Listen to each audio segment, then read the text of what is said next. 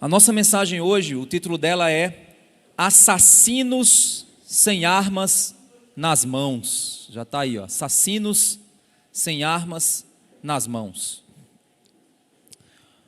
O legalismo e a religiosidade se concentra normalmente em padrões externos de prática.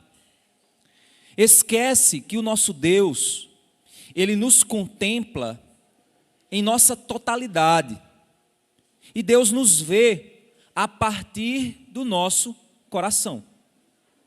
A verdadeira obediência a Deus, ela não ocorre de modo externo.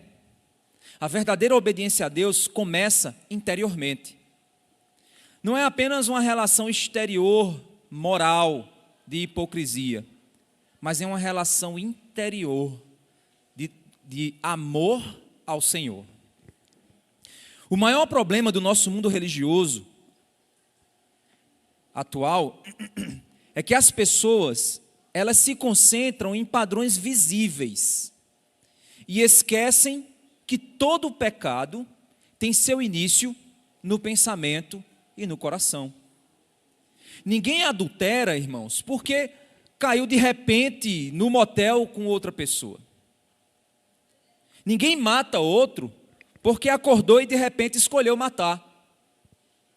Todos esses pecados começam em um coração que não cultiva a verdadeira santidade, ou seja, a separação para Deus. E o que ocorre no mundo exterior é nada mais, nada menos que materializações do que já ocorreu no nosso coração. É sobre isso que a gente vai falar e olhar. O nosso coração e os nossos pecados mais íntimos que precisam ser tratados pelo Senhor. Nós vimos que a lei, ela não veio para salvar, mas ela é uma ferramenta diagnóstica. É uma ferramenta que nos ajuda a elaborar um diagnóstico do nosso coração. A nossa atitude diante da lei de Deus revela como está a condição do nosso coração. Uns desprezam e desobedecem. Outros tentam obedecer por seus próprios esforços e falham miseravelmente. Enquanto outros, por causa da lei, percebem a sua miserabilidade pecaminosa e recorrem à graça de Deus por meio do Evangelho para a salvação. A lei, ela revela a perfeita moral de Deus. E nós, diante dessa lei, percebemos o nosso pecado e a reação esperada é correr para a cruz, na confiança do perdão e salvação do Senhor. Mas agora nós vamos olhar o que Jesus quer dizer na prática, quando ele se refere ao fato de que ele não veio destruir a lei, mas cumprir. E o que ele, Jesus Cristo, espera de nós como servos dele, servos do Rei Jesus, diante da lei do reino do Senhor, é aquilo que nós vamos perceber, que é um compromisso a partir do coração. É aqui que vem uma série de afirmações que Jesus, ele dá na interpretação dessa lei, quando ele diz: vocês ouviram, eu, porém, vos digo. Vamos abrir nossas Bíblias em Mateus 5, 21.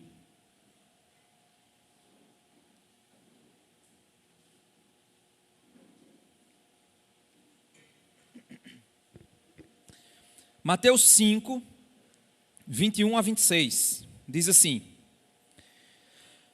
vocês ouviram o que foi dito aos antigos: não mate, e ainda, quem matar estará sujeito a julgamento. Eu, porém, lhes digo que todo aquele que se irar contra o seu irmão estará sujeito a julgamento. E quem insultar o seu irmão estará sujeito a julgamento do tribunal. E quem o chamar de tolo estará sujeito ao inferno de fogo. Portanto, se você estiver trazendo a sua oferta ao altar e lá se lembrar que o seu irmão tem alguma coisa contra você, deixe diante do altar a sua oferta e vá primeiro reconciliar-se com seu irmão, e então volte e faça a sua oferta. Entre em acordo sem demora com seu adversário, enquanto você está com ele a caminho, para que o adversário não entregue você ao juiz, o juiz entregue você ao oficial de justiça e você seja jogado na prisão. Em verdade, lhe digo que você não sairá dali enquanto não pagar o último centavo. Nós temos aqui Jesus falando sobre uma das leis, que é a sexta lei do Decálogo: não assassinarás, que é mais conhecido como não matarás. E que, na realidade, a interpretação correta é não assassinarás. E a gente vai entender um pouquinho por que essa diferença. O verso 21, se a gente voltar para ele, nós temos aqui: vocês ouviram o que foi dito aos antigos, não mate. E ainda, foi dito pelos antigos, quem matar estará sujeito a julgamento. Ouviste o que foi dito. Nós temos aqui Jesus fazendo referência ao ensino dos escribas e fariseus, saduceus, religiosos, homens da lei, sacerdotes e levitas. Jesus está fazendo referência ao ensino que era dado para aquelas pessoas através dos líderes, designados por Deus para ensinar ao povo a lei do Senhor. O que nós vemos então nos faz relembrar uma importante frase, quando Jesus diz: olha, vocês ouviram que foi dito o seguinte para vocês, foi ensinado o seguinte pelos religiosos, eu porém vos digo. Nós sabemos que Jesus, como rei, ele também é legislador, pois ele é o Filho de Deus. Ele é um profeta, profetizado por Moisés, que Moisés disse: se levantará no meio de vós um profeta muito superior a mim. E por isso nós podemos relembrar lá em João capítulo 1, do verso 17, que João diz assim: porque a lei foi dada por Moisés, a graça e a verdade vieram por Jesus Cristo. Às vezes, a gente para só no verso 17 e achamos que João está dizendo que a graça só veio por Jesus. É como se no Antigo Testamento não houvesse graça. Na realidade, se a gente continuar a ler o texto, a gente vai perceber que logo no verso 18, o verso seguinte, é dito assim: Deus nunca foi visto por alguém. O Filho unigênito, que está no seio do Pai, esse o revelou. Moisés não viu a Deus. Não sei se você lembra o relato que quando Moisés foi olhar, Deus disse: não, ninguém pode me ver, se alguém me ver vai morrer. E Deus ficou então de costa, protegeu a passagem para que Moisés não visse a Deus. Mas o pouco do que Moisés contemplou a respeito de Deus fez o rosto de Moisés brilhar, e as pessoas não tinham capacidade de enxergar, de olhar para Moisés, porque é como se olhasse para o sol. E aí Moisés teve que cobrir o rosto, porque a glória de Deus estava se resplandecendo no rosto dele, até que aquela glória se desvanecesse. Então, essa figura nos mostra que o legislador Moisés, aquele que trouxe a lei de Deus e a glória dessa lei para a contemplação do povo de Israel, era um homem que, ao ser contemplado a partir da glória de Deus, ele gerava espanto nas pessoas. Cristo, porém, ele não simplesmente é um Moisés, porque Moisés não pôde ver, mas ele está no seio de Deus, ele é Deus, e ele veio manifestar na sua totalidade o que significa a glória de Deus e a lei do Senhor. Então, o que ocorre aqui é que nós vemos que o que Jesus veio trazer a nós é a revelação completa, pois a lei estava incompleta em sua ação como lei, porque a lei não veio para salvar, a lei ela não vinha para salvar, mas a lei vinha para revelar o pecado e conduzir os homens a Deus. A lei vinha para dar o diagnóstico da condição espiritual na qual nós estávamos, e a partir desse diagnóstico nós percebíamos que precisávamos de Deus e buscávamos ao Senhor em sua graça. E Deus, em sua graça, nos salva nos perdoa a partir de sua graça e sua misericórdia. Então, o que Jesus veio fazer foi revelar a ação completa do Pai. A ação da salvação a partir da graça. O Messias profetizado viria revelar a totalidade da solução que a lei não era capaz em si mesma. E nunca foi sua intenção realizar. O que acontecia então, irmãos, é que se a lei ela é encarada apenas como algo a ser obedecido, basta apenas ensinar como obedecer. E o problema está resolvido.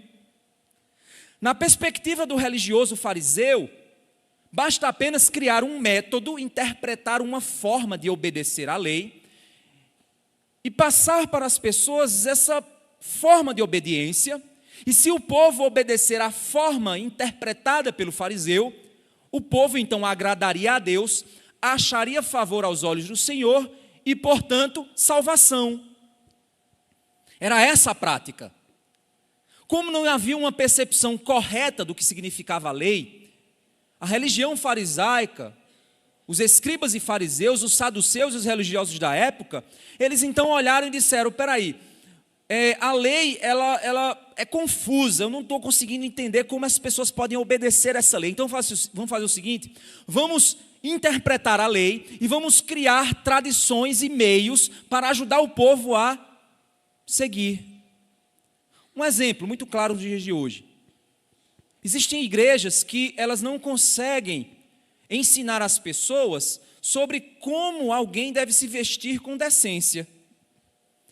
Então, como as pessoas são, desculpa o termo que eu vou usar, acredita-se que as pessoas são burras, então é muito mais fácil determinar que tipo de roupa você vai usar, porque já vai pronto para você.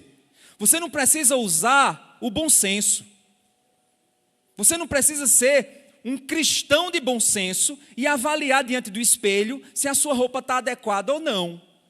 O que é que eu faço para privar você de um bom senso que eu acho que você não tem? Eu determino uma roupa, um comprimento de saia, uma forma de cabelo, e aí eu determino isso para que você possa cumprir e se sentir bem. Só que aí eu caio no outro ponto. Roupa não vai definir se a pessoa é santa de verdade, porque às vezes é um sepulcro caiado.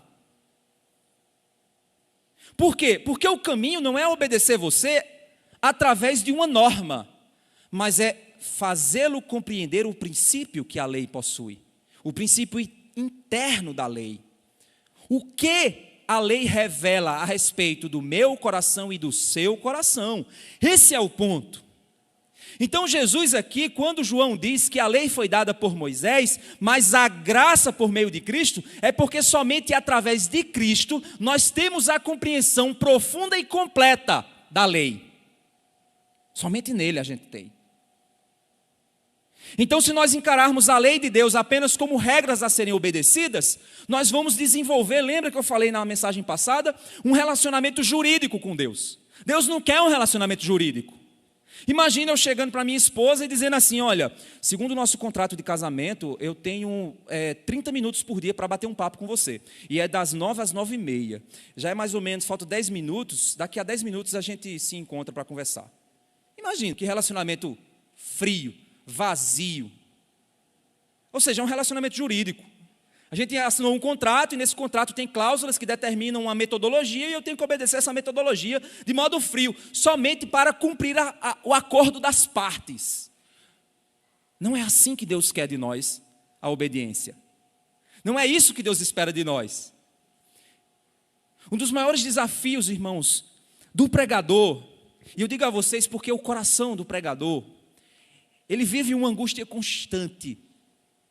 Aquela angústia que tenta fazer o povo entender. E para a sua cabeça, a clareza do princípio. Mas parece que as pessoas, elas são burras em seus pecados. Incapazes de abrir a sua mente e compreender o princípio. E muitas igrejas, nessa incapacidade que se tem de ensino, elas acabam tendo que criar regra para facilitar o processo. Afinal de contas, só é tu obedecer que está bom demais. Por isso, então, Jesus, ele faz esse movimento, dizendo, foi dito a vocês isso. Eu, porém, vou mais fundo na questão. não significa que Jesus está lançando uma nova revelação da lei. Ele não está contradizendo apenas os ensinos antigos. Porque existem momentos aqui do Sermão do Monte que quando Jesus diz, eu porém vos digo, ele cita literalmente a lei. Ele disse assim, foi dito a vocês, e ele cita a lei. Literalmente. Eu porém vos digo, ou seja, ele está contradizendo a própria lei que ele disse que vinha cumprir? Não. Ele está trazendo um aprofundamento. E esse aprofundamento não é porque a lei antes, ela era apenas externa e agora ela é do coração. Também não, ela sempre foi do coração. Quando a gente olha para os livros de Salmos, a gente percebe que os salmistas amavam a lei, se deleitavam na lei, e eles diziam, eu quero te obedecer a partir do meu coração, Senhor, que muda o meu coração. Nos Salmos nós vemos essa realidade. Então qual é o ponto? Primeiro, Jesus está contrastando uma questão de autoridade. Ele está dizendo, quem ensinou a vocês disse isso, não foi? Eu. A palavra grega que ele usa é ego.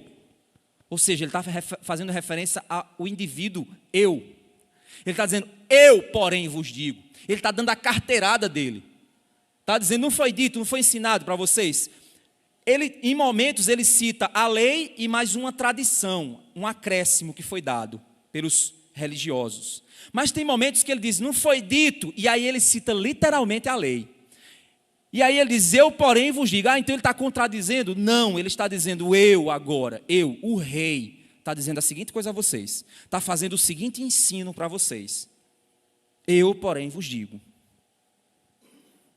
Porque Jesus havia dito anteriormente que se a vossa lei não exceder a dos escribas e fariseus, não entrarão no reino dos céus.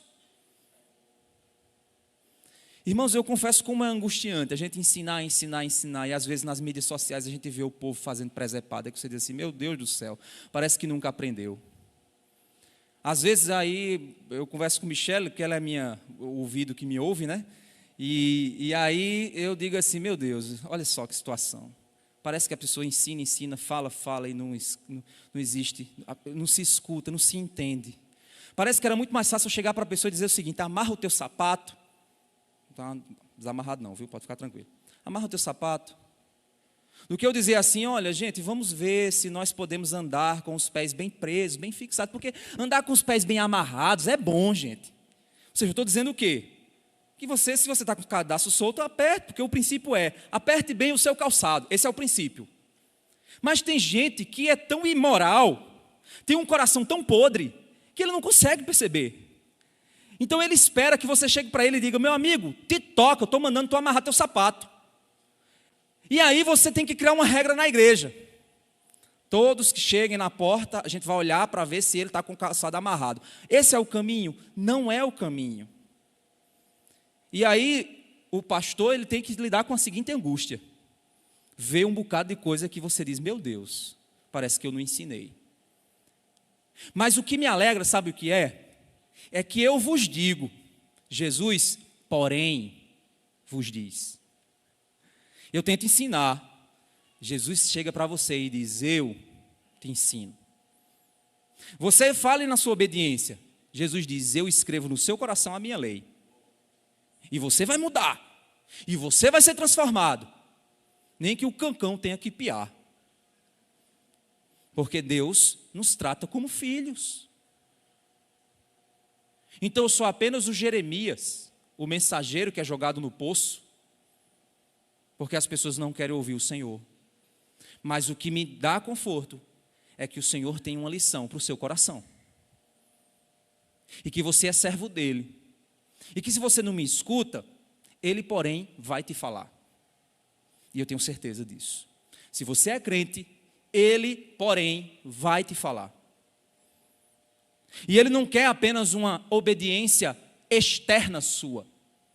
Ele quer que você se incomode a partir do seu coração. É isso que ele quer. Então, quando nós olhamos para isso, o que nós vemos é um confronto de autoridade. Não é um confronto de conteúdo. É um confronto de dizer, eu, o Filho de Deus, o Rei dos Reis, o Alfa e o Ômega, o princípio e o fim, eu digo a você o seguinte. O ensino dos mestres se concentrava no exterior. O ensino de Jesus é o verdadeiro ensino da lei. Ela vai e atinge o problema mais básico do ser humano, o coração. Porque eu tenho certeza, meu irmão, que quando você está cometendo aquele pecadozinho, você sabe que está, a não ser que você não seja crente.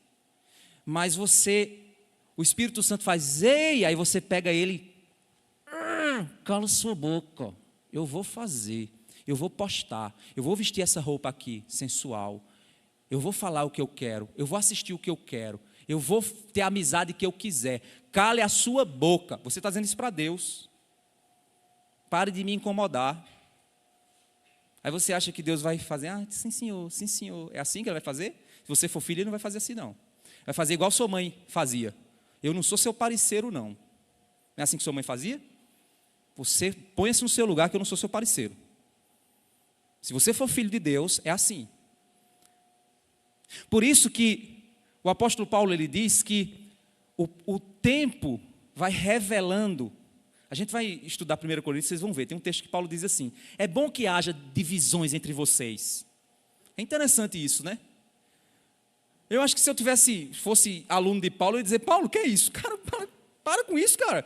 É bom que haja divisões, não, o povo tem que estar unido. Que é isso, Paulo? Está desfazendo tudo que...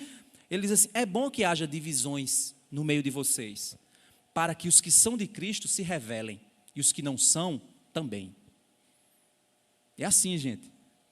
A gente está aqui na Batista da Graça já há alguns anos, né? Eu estou à frente da igreja há 8 anos. Muita gente veio, muita gente foi. Muita gente veio e ficou. Aí você acha que muita gente que está aqui vai ficar sempre? Não, elas também vão. E o tempo vai passando e a gente vai entendendo quem é quem, vai revelando o coração. E a lei de Deus permanece do i ao til se cumprindo.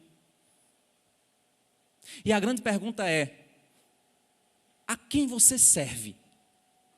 De quem você quer aprender? Qual lei você quer obedecer? Porque eu posso passar a vida ensinando aqui a você, mas eu tenho certeza que Jesus vai dizer a você, eu, porém, vos digo. O verso 22 diz o seguinte, eu, porém, lhes digo, que todo aquele que se irá, ele falou sobre não matar.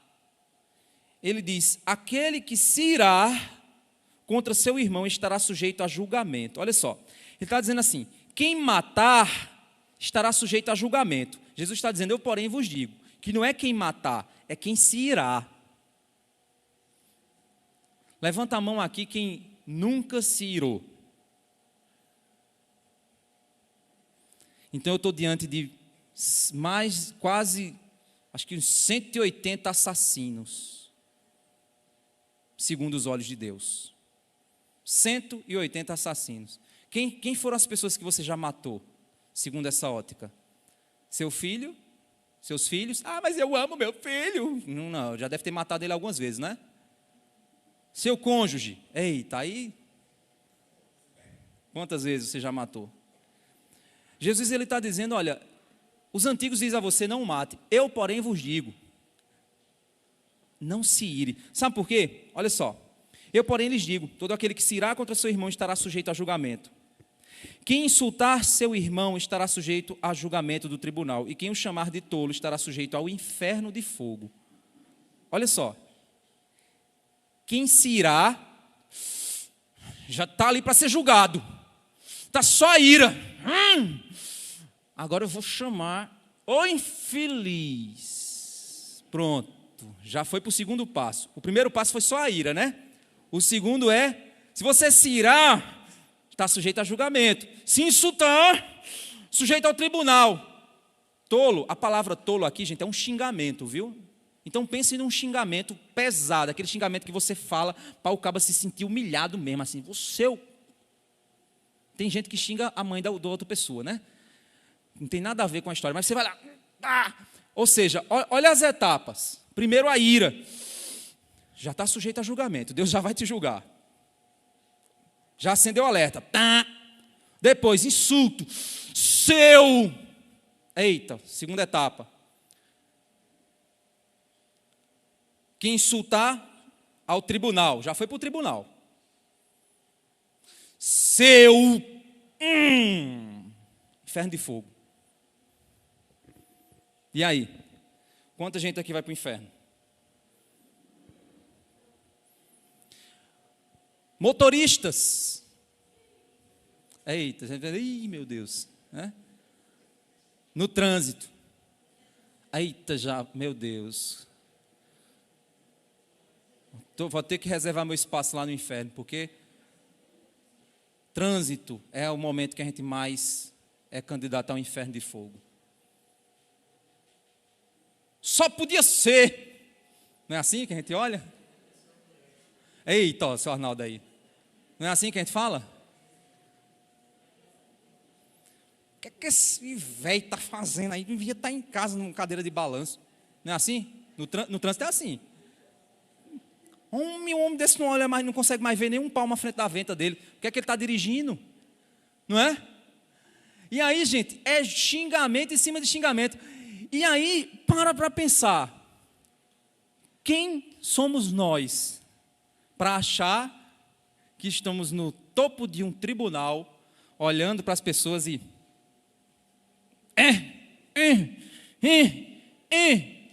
Não é assim? Jesus aqui, ele está dizendo o seguinte, foi dito a você, não mate.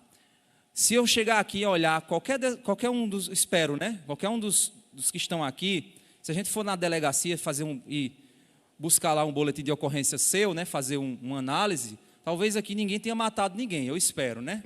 Que a gente não tenha nenhum assassino em nosso meio. Se tiver e se arrependeu em Jesus, amém. Se não, vá. Temos policiais aqui que podem me ajudar, né, em todo o processo. Mas espero que não. Mas Deus está interessado na tua ficha criminal? Deus não está nem aí para a sua ficha criminal. Ele olha muito antes disso. Ele também não está interessado nas tuas mãos. O que você fez, se você bateu, se você esmurrou, se você esfaqueou, se você atirou. Não, ele vai antes. Ele não está interessado se você falou. Ele vai antes. Ele começa dizendo assim, você se irou, começou o seu pecado. Vamos relembrar um pouco a estrutura da lei do decálogo, certo? A gente não vai lá, é em Êxodo 20, se você quiser depois você confere lá, a gente não vai lá não, mas vamos só relembrar, certo? É importante. Vocês vão, aqui na igreja eu sempre gosto da gente fazer a teologia bíblica, né? Da gente ir lá no princípio, vamos olhar o que é que tem. Quando a gente fala de lei, onde é que está o Gênesis da lei? Está lá em Êxodo 20, né? Quando o Monte Sinai. É o Gênesis da lei. Então, assim quando eu vou falar sobre família, a gente volta lá para Gênesis. Da mesma forma, quando falar de lei, a gente volta lá para o Êxodo, certo? Então, guarda no teu coração esse princípio que eu vou te ensinar aqui agora, que eu tenho falado sobre a lei, sobre os 10 mandamentos. Lembre-se, são 613 mandamentos. Esses 613 mandamentos são divididos em 10 tópicos. Os 10 tópicos são os 10 mandamentos, certo? Que está lá em Êxodo 20 e que é desdobrado em Levítico, ok? O primeiro mandamento e o último mandamento, eles formam um parêntese moral. O que são os 10 mandamentos? É a lei moral de Deus. Quando você quer, se eu chegar para você e perguntar para você, se você pudesse escrever como você quer que o filho seu seja quando crescer, escreva um texto de uma página sobre como você quer que o seu filho seja quando crescer. E tudo que você escrever acontecerá. Imaginem, um gênio da lâmpada, aquele azul lá, do Will Smith.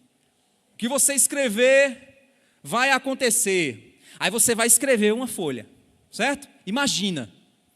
Essa folha é a tua lei. Você é Deus e você escreveu uma lei para que seu filho seja o que você escreveu. Então imagina que os 10 mandamentos é essa lei, é essa vontade de Deus. É Deus dizendo assim, o meu povo vai viver assim. 10 tópicos, 613. Certo? Quando a gente fala da primeira lei e da última lei, a gente está falando de um parêntese moral. A primeira lei começa: não terás outros deuses. Deus é único no nosso coração, supremo, não há nada acima dele, absoluto, somente ele. A última lei diz assim: não cobiçarás. O que é cobiça? A gente aprendeu sábado aqui sobre sexualidade. A gente aprendeu sobre cobiça. A cobiça é um desejo pecaminoso. Porque diz assim: não cobiçarás a mulher do teu próximo, a casa do teu próximo, o bem do teu próximo, não cobiçará o terreno do teu próximo, não cobiçará o seu boi, seu jumento, tal, não cobiçará nada que pertença ao teu próximo. Então o que é cobiça? Cobiça é quando eu desejo ter algo que Deus não quer me dar. Não é meu, não me pertence. É daí que vem a ideia de propriedade privada. Não roubarás. Então não é o capitalismo que criou a ideia de propriedade privada. Foi o Decálogo que criou a ideia de propriedade privada. O governo quer que a sua casa seja dele. E ele te empresta para você morar. Isso é o socialismo. O capitalismo diz que não, que você vai comprar a sua casa com o seu dinheiro e ela é sua. O governo não tem nada a ver com ela. Não tem que meter a mão na sua casa, não. Ela é sua propriedade. Qualquer pessoa que tentar tirar aquilo que é seu é furto. Isso é 10 mandamentos, gente. Isso não é capitalismo, é Weber, é Marx, não, é Engels, não tem nada disso não. Isso está aqui na Bíblia, certo? Então o que nós vemos é que o primeiro mandamento é: Deus é supremo em nós e para nós. O último mandamento é: cuidado com o que você deseja. Estão vendo a lei moral? Agora, toda a vontade de Deus gira em torno desses dois parênteses. Deus é supremo, cuidado com o que você deseja. Se você refletir na sua vida sobre, primeiro, Deus é supremo para mim. Segundo, o que eu desejo realmente é meu mesmo. É vontade do Deus supremo para mim? Imagina um mundo onde todo mundo pensasse isso e tentasse viver isso. Que mundo maravilhoso. Que mundo lindo. Ninguém ia roubar mais ninguém, ninguém ia enganar mais ninguém, ninguém ia mentir mais para ninguém, porque afinal de contas Deus é supremo, Ele é o grande provedor. E do outro lado, eu tenho que desejar o que Deus quer para mim, o que Ele não quer para mim. Então nem adultério haveria, não haveria mentira, não haveria nada, não haveria doenças sexualmente transmissíveis, porque o jovem ia dizer: não é para mim o sexo antes do casamento, não é a vontade de Deus para mim. Olha que mundo maravilhoso. E aí, quando a gente olha o mandamento do primeiro ao quarto, são 4 mandamentos a respeito do meu relacionamento com Deus. Os 4 primeiros mandamentos. O 5º mandamento é o relacionamento de transição. É o relacionamento meu com os meus pais. Honrar aos pais é a primeira condição do coração humano para saber lidar com a autoridade. Quem aprendeu a honrar os pais, aprende a se submeter à autoridade dos homens e de Deus, no momento oportuno, dos homens e de Deus para sempre. Honrar aos pais, filhos que aprendem a honrar aos pais, são filhos que vão ter vidas saudáveis, porque são pessoas que se submetem à autoridade de alguém. Aprendeu a se submeter, e por isso elas vão aprender a obedecer a Deus. É consequência. E aí, depois do mandamento de honrar aos pais, que está dentro de casa, esse relacionamento primordial da minha vida humana, eu agora vou olhar para fora, vou olhar para a sociedade. E aí eu tenho o quê? Não assassinarás, não adulterarás, não furtarás, não dirás falso testemunho. Olha só que interessante. Esses 4 próximos mandamentos, eles me ensinam o meu relacionamento social. Primeiro, não assassinarás, respeite a vida humana. Segundo, não adulterarás, respeite a aliança que forma a família. Terceiro, não furtarás, respeite a propriedade do outro, ela não te pertence. E também, aquilo que é teu, doe, para que outro não tenha que roubar. Isso também está no Levítico, viu? Não que o outro tenha que roubar porque ele não tem, né? Mas assim, doe para quem precisa, para que ele também não seja levado a furtar. Mas se ele furtar, ele vai ser condenado, porque foi uma escolha dele. Certo? Deixar isso muito claro. Para ninguém dizer, ele é vítima, então não, ele não é vítima, é a escolha dele. Mas o princípio de doação aos pobres está instituído em Levítico também. E não dirás falso testemunho, ou seja, comprometa-se com a verdade. A verdade deve ser dita. A verdade é verdade e ela faz o bem, por mais difícil que seja. Mas a verdade liberta. E aí termina, cuidado com o que você deseja. Olha que interessante. Se você olhar a lei de Deus dessa forma, você vai ver que a sociedade perde muito quando deixa de cumprir a vontade de Deus e deixa de aprender a vontade de Deus. É em cima dessa lei que Jesus trabalha o Sermão do Monte.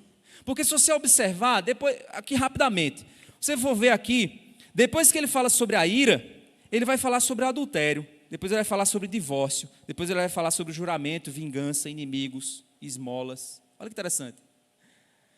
Se você tentar fazer um paralelo, você vai achar um paralelo entre o Sermão do Monte e os 10 mandamentos. Olha que interessante. Só que aí o que é que acontece? Os 10 mandamentos é Jesus dizendo o seguinte, olha, os mandamentos dizem isso, eu vou te fazer ir mais fundo naquilo que ele já falou, porque eu tenho autoridade para isso. Eu sou Deus, eu escreverei no seu coração a minha lei. E aí é que começa então. No verso 22, quando ele fala sobre as manifestações anteriores ao assassinato,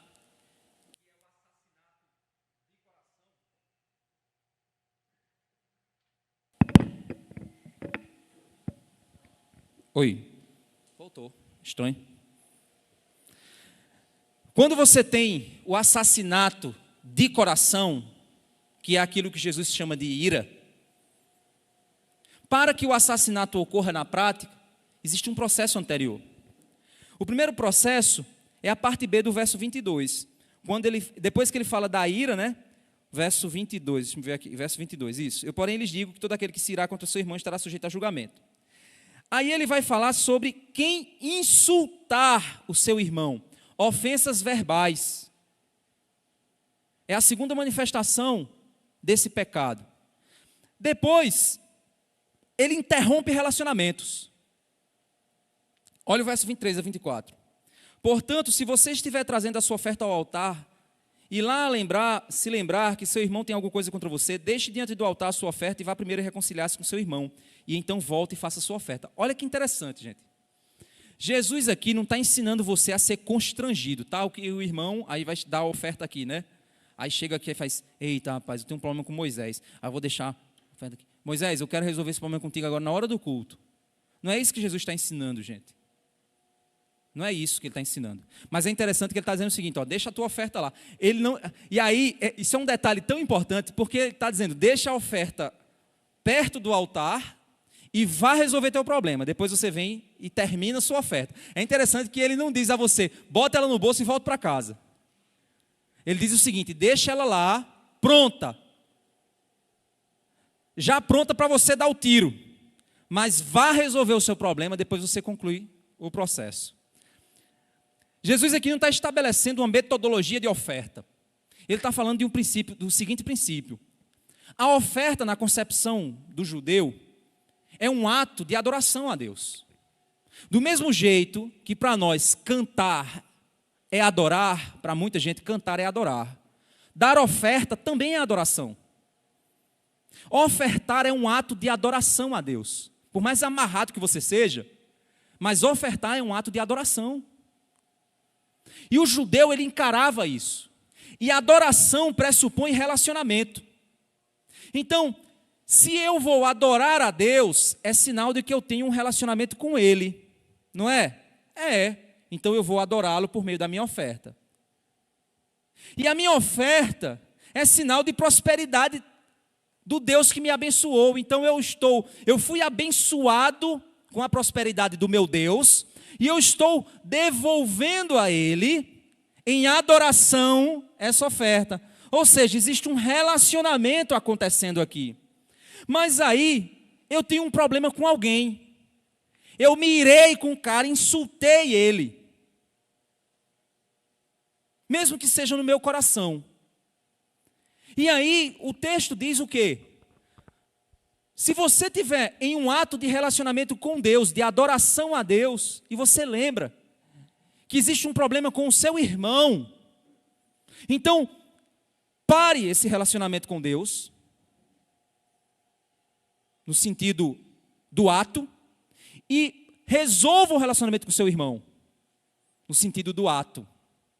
E aí você volta e executa o ato de adoração. O que Jesus está dizendo é o seguinte: não me venha dizer que você me ama, se você não amar seu próximo. Onde é que vocês já viram isso? 1 João. Se alguém diz que ama a Deus, mas não ama seu irmão, é mentiroso. Porque como é que você diz que ama a quem não vê, se você não ama a quem você vê? A Bíblia está toda conectada, irmãos. E todo o princípio vem do Gênesis da lei. Vem lá do princípio. Vem lá de Êxodo 20, do Monte Sinai. Então, se outra pessoa quebrou o padrão que eu acho ofensivo, porque é assim, gente, de onde é que vem a ira? A ira vem da ofensa. A gente vai entender isso aqui. A ira vem da ofensa. Se tem uma determinada coisa que eu não gosto, por alguma razão particular, e você faz, você está me ofendendo. Mesmo que você não saiba, mas você está me ofendendo. Então, ao me sentir ofendido, eu me sinto ofendido porque você quebrou a minha lei. Então eu me iro. E essa minha ira me faz o quê? Reagir.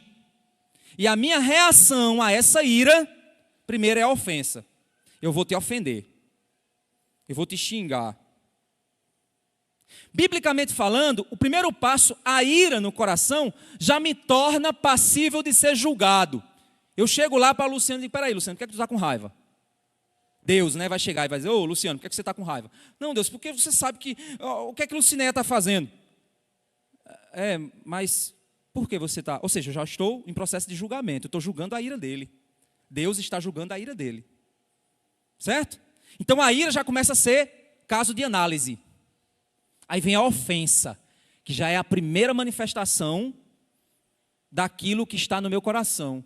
Eu ofendo. E aí nessa ofensa, eu quebro o relacionamento. Porque eu te ofendi, eu chamei você disso e daquilo. Então fui embora e quero saber de você. Ou até mesmo eu nem ofendi você e você ouviu. Mas eu já não quero papo contigo. Não é assim? Às vezes você está com raiva, eu não aguento aquela pessoa. Não quero papo com ele. E aí evita a pessoa, não fala com ela, não responde às ligações, não responde da forma que a pessoa quer, maltrata o outro, despreza o outro. E a pessoa fica: poxa, o que é que está acontecendo? Fulano nem fala comigo direito. Porque você talvez fez algo, ele se sentiu ofendido, está irado. No coração dele, ele te ofendeu, disse que você era isso e aquilo e aquilo e aquilo no coração dele. E aí quebrou o relacionamento. E aí Deus diz: espera aí. Nessa condição, você não tem que chegar ao altar e dizer: Deus, eu te adoro. Se no seu coração você está com problemas com seu irmão. Deus diz: eu não quero essa adoração, porque isso não é adoração. Isso me ofende.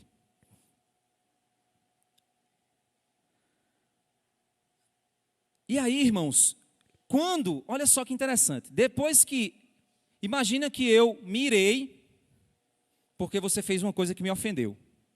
Depois, eu falei uma coisa que te machucou, e você ouviu.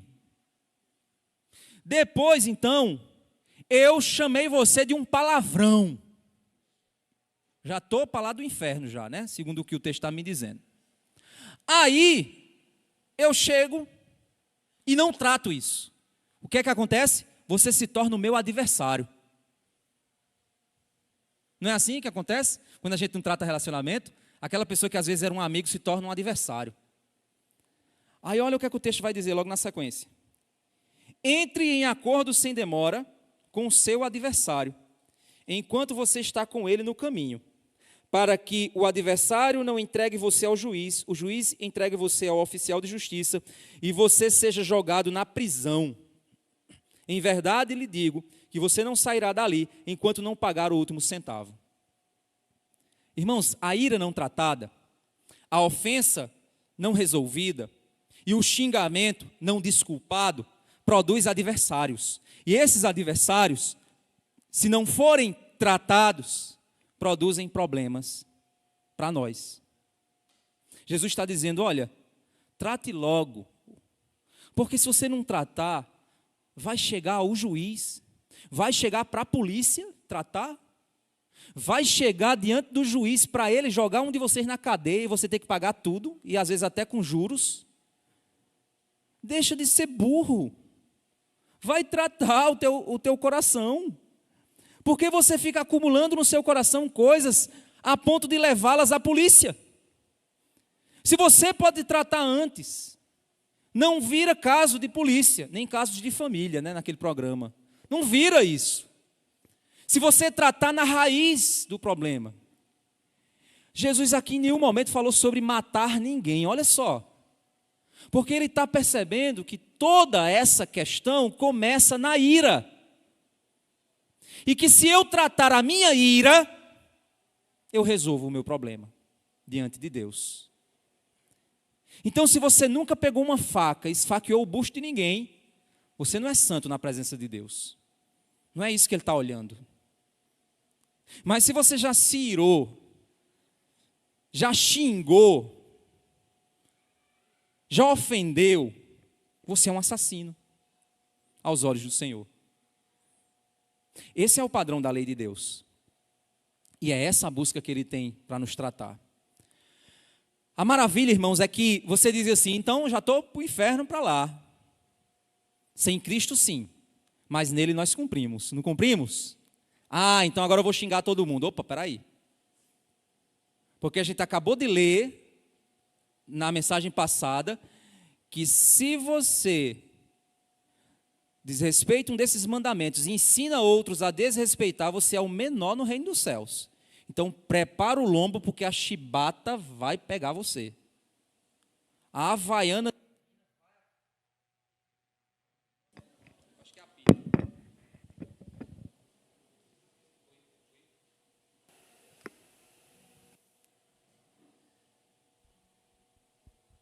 Oi, oi. Oi, oi, oi, oi, oi, oi. Oi. Oi, oi. Foi. Alô, som, alô, som. Alô, som, alô, som. Alô, som. Oi, agora foi. Então se prepara, eu estava na Havaiana, né? A Havaiana divina vai pegar você. Não é? A Havaiana divina vai pegar você. Se você é filho de Deus, você vai sentir a mão do Pai para te corrigir. Mas se você não é, meu irmão, se converta. Porque é aí que está, irmãos. Entenda isso.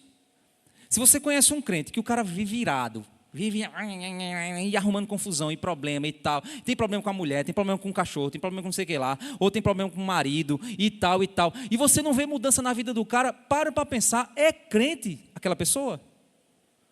Porque se for, peça para ele baixar a camisa, porque já está todo lapiado. Se não tiver, alguma coisa está errada. Ele não é crente. Porque, irmãos, às vezes que eu estou no trânsito e que um abençoado faz uma determinada coisa, tem momentos em que eu não chamo o cara de abençoado. E eu já fiz isso na frente dos meus filhos. Eu disse, pastor, confessando um pecado meu para vocês aqui. E aí eu digo, meu Deus, que coisa horrível. Como é que eu subo naquele púlpito e vou falar sobre isso com o povo? E dói o coração, irmãos, e ver que nós somos isso, essa coisa. E que o sangue de um justo foi derramado por uma coisa dessa. É isso que a gente tem que lembrar. E aí isso vai fazer com que eu sente retumbante, como o hino nacional, né? Esqueci como é. Eu sento lá bem calmo, não sei o que lá, Pátria Amada Brasil, como se nada. Não, eu vou lutar contra o meu pecado, eu vou lutar contra essa natureza. Eu pequenininho, gente, eu era igual um siri numa lata. Eu moleque, eu fazia karatê. Eu levei muita chinelada dos meus pais. Se controle, se controle, se controle. E aí você vai amansando. Mas aquele homem está lá dentro, ó, doido para pegar uma faca, doido para pegar uma faca, doido para pegar uma faca. Não é assim? E a gente se depara com esse homem interior. Você não se depara com esse homem interior que quer esganar, que quer dar vontade aquilo. Não é assim? Somos nós, é a nossa condição, gente. E diante dessa verdade, e diante de um Deus santo, sabe qual é o seu final? Inferno. Inferno é a sua condição. Então não fica justificando, não, mas é porque essa é a minha personalidade, quando eu quero falar, eu falo mesmo. Não, isso não é bonito. Isso é pecado. Isso é sujo. Aos olhos de Deus, isso é ímpio. Não podemos normalizar o pecado. Porque Jesus ele vai chegar para você e vai dizer, eu porém vos digo. Não é assim que se faz. Não é assim que um crente vive. Não é para isso que eu te salvei. É para você ter a minha lei escrita no seu coração. Então a gente tem pecados de estimação que a gente, não, mas é porque eu sou sanguíneo, eu sou colérico, eu sou, pelo amor de Deus, isso é outra coisa que inventaram aí no meio evangélico. É o horóscopo evangélico, agora eu sou o quê? Porque eu sou colérico. Não, que nada, você é um miserável, um pecador que precisa mudar de atitude do seu coração.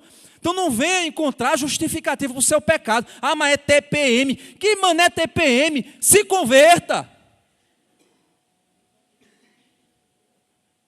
Não há justificativa para os nossos erros, irmãos. É por isso que o inocente foi moído numa cruz, porque nós somos lixo. Nós somos pó. Aos olhos santos e divinos, nós não merecemos absolutamente nada. E por isso, foi necessário ele morrer em uma cruz. Porque senão, não podia salvar, nenhum fio de cabelo da nossa cabeça podia ser salvo. De tão sujo que nós somos.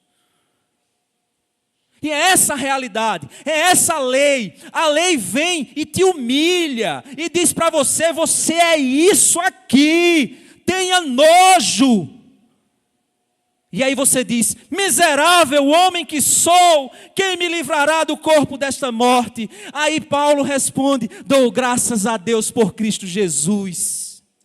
Ele é minha salvação, Ele é minha vida, Ele é minha transformação, e eu não sou mais quem eu era. Eu não sou mais quem eu era. Eu não preciso fazer o que eu fazia. Eu sou outro. Pedro cortou a orelha de um homem e no final foi crucificado de cabeça para baixo. João, o filho do trovão, depois está escrevendo, filhinhos. Moisés, o assassino, depois é chamado de homem mais manso que surgiu sobre a terra. Deus nos transforma a partir do nosso coração e do nosso interior. Vamos para Efésios capítulo 4, para a gente fechar.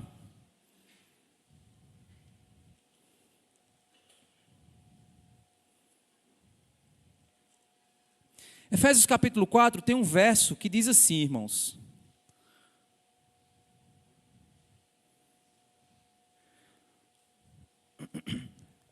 Efésios capítulo 4, verso 26 diz, irai-vos e não pequeis. Já parou para pensar que esse texto, o que é que ele está dizendo? Espera aí, irai-vos e não pequeis. Jesus acabou dizendo que a ira é uma condição de pecado. Gente, vamos lá. Tem um salmista que diz, Senhor, eu os odeio com ódio santo. Você diz, como é que existe ódio santo? Existe sim, existe ódio santo. É quando você se ira, quando o padrão de Deus é quebrado. Quando você vê um pedófilo abusando de uma criança, você fica irado.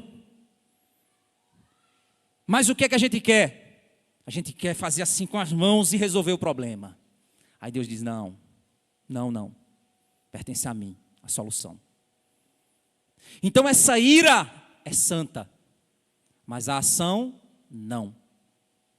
E o que é uma ira pecaminosa?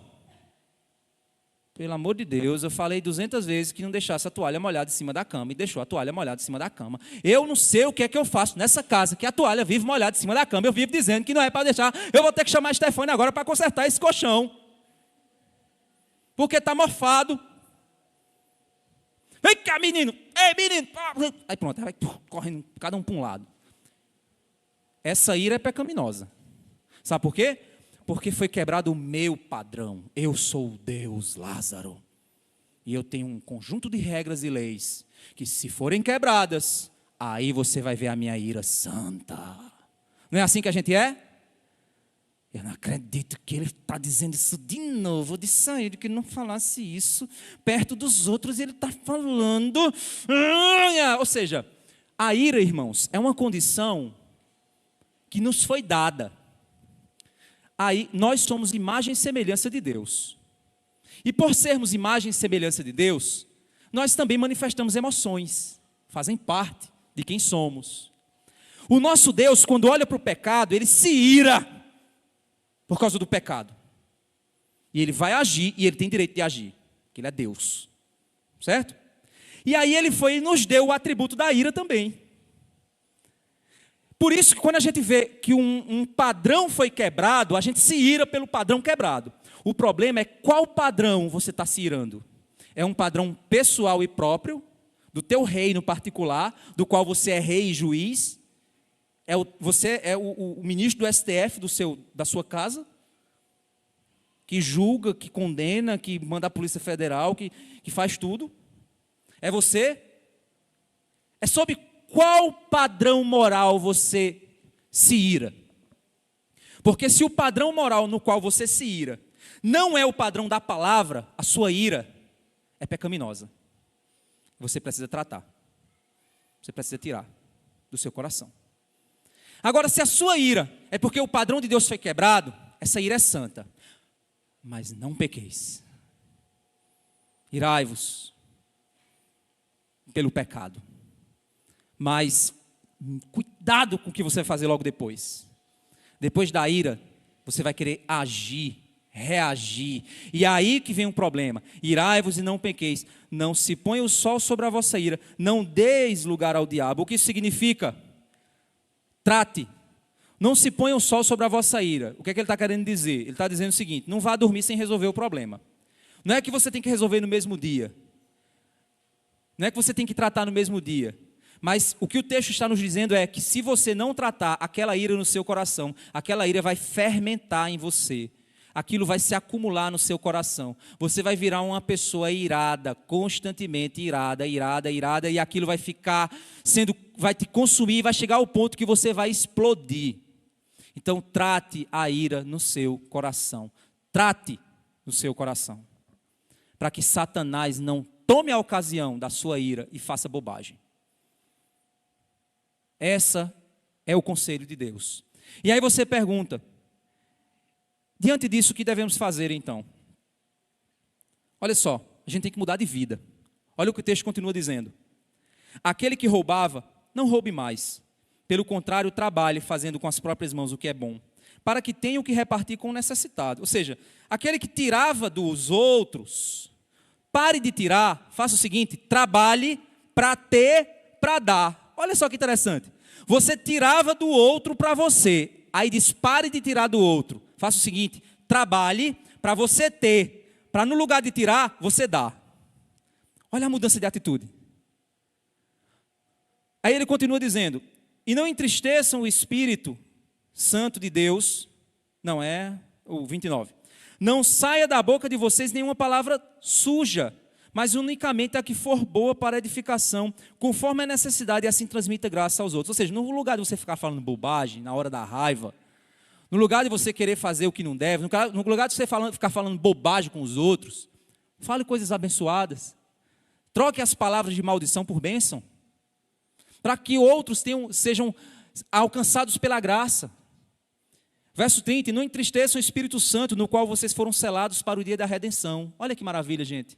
Apesar de tudo isso, mas temos o selo do Espírito, no qual nos dá a certeza da nossa salvação, apesar de ser quem somos.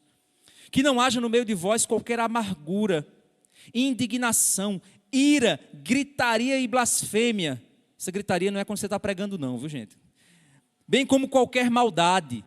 Que não haja qualquer maldade, qualquer ira, qualquer amargura no meio de vocês. Pelo contrário, no lugar dessas coisas, troque essas coisas por essas aqui. Pelo contrário, sejam bondosos, compassivos, uns para com os outros, perdoando uns aos outros, como também Deus em Cristo perdoou vocês. Irmãos, no lugar de você ficar irado, de você se achar injustiçado, de você ficar amargurado, de você ficar querendo resolver com suas próprias mãos, ore, entregue ao Senhor, troque o xingamento por palavras de bênção, troque a ira por alegria, troque a amargura por perdão, converse, como o texto diz, no lugar de você, vai, conversa e trata logo antes de que tenha que chegar no tribunal. Então, se você quer cumprir o mandamento que diz, não assassinarás, respeite a dignidade do outro em primeiro lugar. Não se ache juiz. Não julgue o outro com uma ira divina, como se você fosse Deus. E a partir dessa ira, você comete pecados e atrocidades que pode chegar, sim, a matar outro. Pode chegar, sim, à morte. Vamos orar?